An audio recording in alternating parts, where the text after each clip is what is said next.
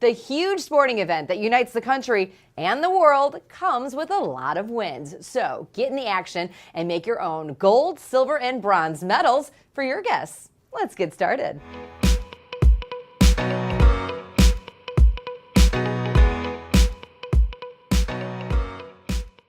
You'll need 1 cup of salt, 4 cups of all-purpose flour, 1.5 cups of warm water, a rolling pin, a circle cookie cutter or a drinking glass, a large straw, a shot glass, gold, silver, and bronze acrylic paint, and ribbon.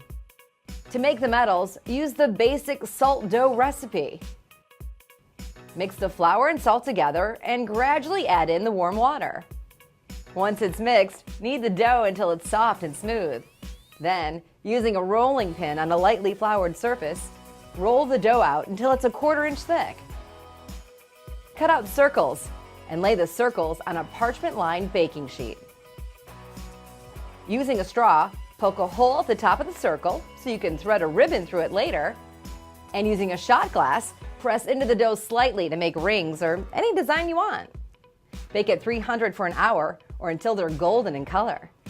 Once they cool off, paint them gold, silver, and bronze.